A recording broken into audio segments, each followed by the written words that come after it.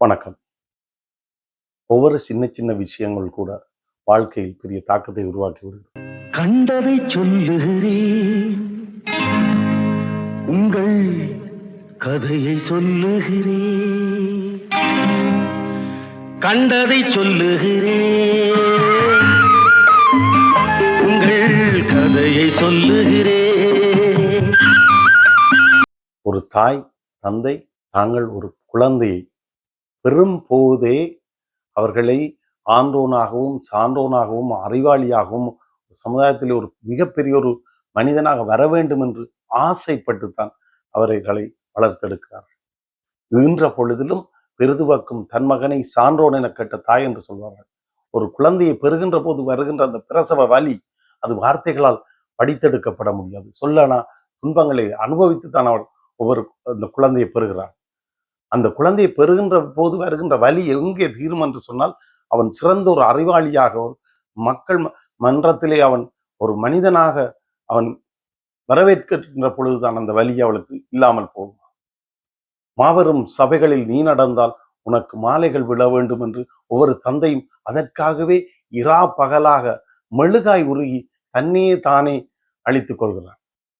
நான் என்ன சொல்ல வருகிறேன் என்றால், அண்மையில் யாழ்ப்பாணத்தில் சச்சின் என்கின்ற ஒரு இளம் தவில் கலைஞன் தனது உயிரை மாய்த்துக் கொண்டிருக்கிறான். உண்மையில் அவன் அந்த அந்த முடிவை எடுப்பதற்கு இந்த சமுதாயத்தில் ஒரு சிலர் காரணமாக இருந்திருக்கிறார். ஆனால் அந்த கலைஞன் இன்னொரு யாழ்ப்பாணத்தின் புகழ் பூத்த தவில் வித்துவான் தட்சணாமூர்த்தி போல வருவான் என்றுதான் எல்லாரும் எதிர்பார்த்தார். ஆனால் அவன் இடைய நடுவிலேயே அந்த அந்த தன்னுடைய வாழ்க்கையை முடித்துக் கொண்டான். காதல் இன்று வரும் நாளை போகும், அது ஒரு நீர்க்குமிழி போல. இங்கே உண்மையிலே அவதானிக்கப்பட வேண்டிய விஷயம், மேற்கத்திய நாடுகளில் எல்லாம் அது இருக்கிறது. எந்த இடத்துல விளையாட போனீங்கன்னு சொன்னா பார்க்கிருந்தா அதுல பாஸ்கெட் பால் விளையாடுறதுக்கான இடம் இருக்கு, பேஸ்பால் விளையாடுவதற்கான இடம் இருக்கு.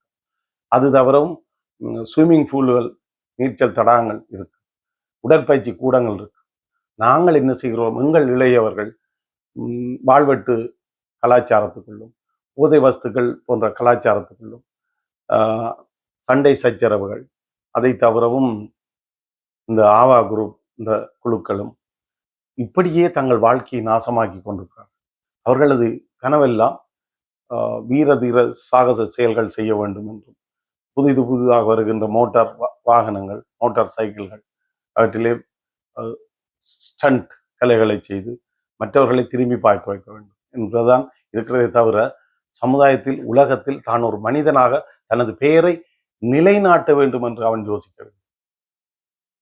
அவை ஒவ்வொரு பெற்றார்களும் தங்கள் குழந்தைகளை வளர்க்கின்ற போது அவர்களுக்கு கல்வி அறிவு மட்டுமில்லை, சமுதாயம் உலக அறிவு, அவர்களை ஒழுக்கமானவர்களாக வளர்க்க வேண்டும் என்பதை முக்கியமானதாக கவனிக்க வேண்டும்.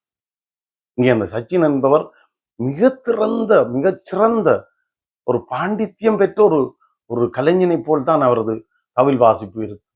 மிக பெரிய ஒரு மனிதனாக, பெரிய ஒரு கலைஞனாக வருவான் என்றுதான் எல்லாரும் எதிர்பார்த்தார். ஆனால் இடைநடுவிலேயே தன் வாழ்க்கையை முடித்து, அவனுக்கு சரியான வழிகாட்டுதல்கள் இல்லாமல் இருந்திருக்கலாம். ஆனால் சில பேர் சொல்றார்கள் கல்விக்கு அவர் முழுக்கு போட்டபடியே தான் இந்த நிலைமை. உண்மை அதுவல்ல. நீங்கள் டெண்டுல்கர் இன்றைக்கு உலகத்தின் மிகச்சிறந்த ஒரு கிரிக்கெட் விளையாட்டு வீரர், கல்லூரி படிப்பை முடிவு செய்யவே இல்லை. 2 ஆஸ்கார் விருதுகளை பெற்ற AR ரஹ்மான் அவர்கள் கல்லூரி பக்கமே போகவில்லை. ஆகவே கல்லூரி படிப்பு என்பதற்கும் அல்லது கல்வி அறிவு என்பதற்கும் ஒரு சமுதாயத்திலே அவன் உயர்ந்த இடத்துக்கு வருவான் என்பதற்கும் எந்த தொடர்பும் எந்த சம்பந்தமும் இல்லை. மக்களை ஒரு விடயத்தை விளங்கிக் கொள்ளுங்கள். ஒரு பிள்ளையின் திறன் அறிந்து அவனுக்கு எது ஆர்வமாக இருக்கிறது, கல்வி படிப்பு முக்கியம். ஆனால் ஒரு அளவு வரைக்கும் அது தொடர்ந்த வேண்டுமே தவிர இரவு பகலாக ஈட்டி சுரக்காய் கரைக்குதவாது. நாங்கள் படிக்கின்ற காலங்களிலே பாடமாக்கி சப்பி அதை பரீட்சைகளில் துப்பினோமே தவிர எங்களை ஒரு அறிவுபூர்வமாக ஒரு தொழில் ரீதியான ஒரு கல்வியை அவர்கள் எங்களுக்கு அளிக்க மறந்து விட்டனர். அவை எங்களுக்கு அந்த பள்ளிக்கூட கல்வியை தவிர்த்தால் வேறு ஒன்றும் தெரியாத ஒரு நிலைமைக்கு வந்திருக்கிறோம். நம்முடைய இளம் சமுதாயம் தான் எங்களது நாட்டின் தூண்கள். அவர்கள் சிறந்த முறையில் வருவதற்கு காதல் எப்பவும் வேணும் என்றாலும் வரலாம். லவ்வுக்கு அப்புறம் லைஃப் இல்லைன்னா 25 வயசுக்கு அப்புறம் எவனுமே வாழ மாட்டான்டா. அது ஒரு நீர்க்குமிழி போன்றது, வெறும் உடைந்து போகும். அதற்காக நாங்கள் எங்கள் வாழ்க்கையை நாசமாக்கக்கூடாது. இதை நான் சொல்லவில்லை, வாலி அவர்கள் சொல்றார். ஏன் உங்களை பொறுத்த வரைக்கும் காதல்னா என்ன சார்? அது நீங்கள் வருத்தப்படாமல் இருந்தால் சொல்கிறேன். காதல்ங்கிறத வெறும் இன்ஃபேச்சுவேஷன் சார். இப்போ நான் தாடி வச்சேன்னு சொன்னால் உங்களுக்கு கோவம் வரும். காதல்ங்கிறது அந்த நேரத்தில் ஏற்படுற ஃபிசிக்கல் அட்ராக்ஷன் தான். இந்த பொண்ணு ரொம்ப அழகாக இருக்கணுன்னே ஒரு தாக்குது உங்களை, அல்லது அந்த பொண்ணுக்கு இந்த வாலிபன் ரொம்ப அழகாக இருக்கணுன்னே ஒரு பாதிப்பு ஏற்படுது. அஃப்கோர்ஸ் அந்த காலகட்டத்தில் ஒருத்தருக்கு ஒருத்தர் உயிரையே தரக்கூடிய அளவு சின்சியராக இருக்காங்கிறதுல நான் சந்தேகமே படலை.